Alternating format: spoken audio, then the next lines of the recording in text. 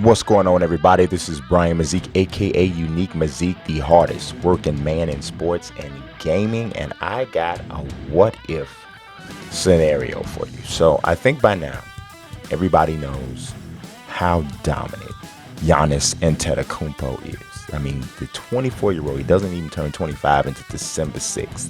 Think about that. He's coming off an MVP season for the Bucks where he averaged 27.7 points, 12.5 rebounds, 5.9 assists, 1.3 steals, and a block and a half per game. Giannis did all of that, put up all of those numbers, led the Bucks to one of the best records in the Eastern Conference, and the Eastern Conference really close to knocking off the team that would ultimately go on and win the championship. He did that despite shooting just over 25% from beyond the arc and 2.8 threes per game. Now, a lot of people have wondered, myself included, what Giannis's game would look like if he ever expanded his shooting range. What would Giannis look like if he could actually shoot threes and knock them down at a respectable rate? Not like I said, I'm going to tell you and I'm going to repeat, I'm not necessarily trying to turn him into the greatest three-point shooter ever for this experiment, but just upgrading him a little to the point where he's a respectable guy where teams have to really, take that shot into consideration. So I decided to take this to NBA 2K20 to experiment and to simulate a season with Giannis and some improved three-point shooting. So what I did, I edited Giannis's attributes and I gave him an 80 rating in three-point shooting. Like I said, not making him crazy OP, like turning him to Steph Curry. 2K20 doesn't really give you the option to adjust contested three-point ratings anymore, so you just give him the one solid rating. I also turned up his tendencies to shoot the three to ensure that he would take more threes from all over the court as well. I do have him taking more from the top of the key than he does from others because they run a lot of 5-out with the Bucks, so he'll have the ball there. He gets it other places too, but he'll have the ball there. I didn't want to look at the simulations and see him still taking the same amount of threes as he did last season because obviously if he's worked on it and he's gotten better at it, he's going to shoot more of them. So let's take a look at some of these highlights from the simulation.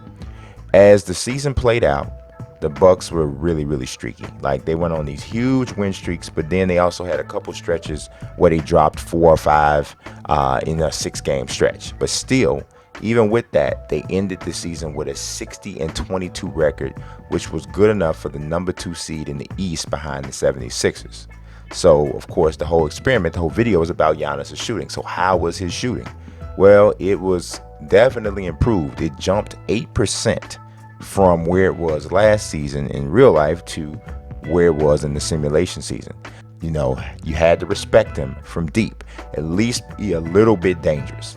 So he finished the season shooting just over 33% from beyond the arc. Again, now that's not going to put him in the top 10 of three-point shooting in the league. It doesn't even make him an upper echelon three-point shooter for his position. But it does, like I said, make it something you have to respect. Now, with the increased three-point shooting, his field goal percentage did drop from 57% to 52%.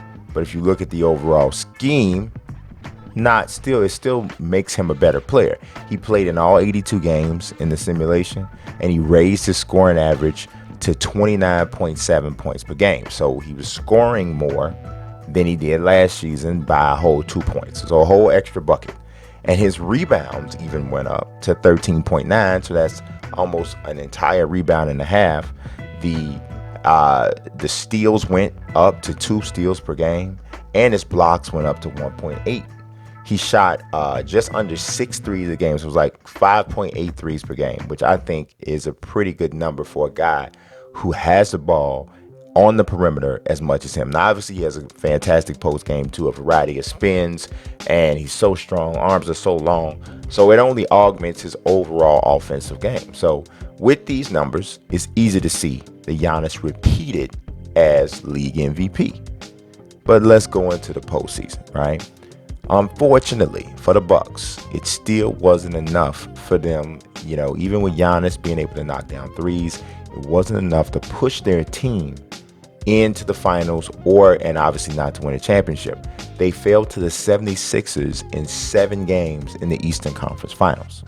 The 76ers then went on to beat the Lakers in the finals in just 5 games. So if you look at how easily the 76ers moved through the Lakers and the fact that they had the number 1 seed in the regular season, you could argue that Giannis and the Bucks were the second best team in this NBA simulation. Obviously, this is just a simulation, but I do applaud the plausibility of the stats that 2K20 generated. So this was fun to do. Like I said, I can't help but wonder just what Giannis would look like if he added that wrinkle to his game. Like I said, he's only about to be 25, so it's totally possible, totally realistic that he will become a better three-point shooter. I think the load that he carries each game, all of the pounding and having to get to the lane, I think the way that the Raptors walled up against him in the postseason will only encourage him to add those wrinkles. He needs to stay healthy, and he needs to find easier ways to score than to have to go get that close to the basket every time. So expanding that range is, I think, necessary for him. So as always, I appreciate you watching. God bless and peace.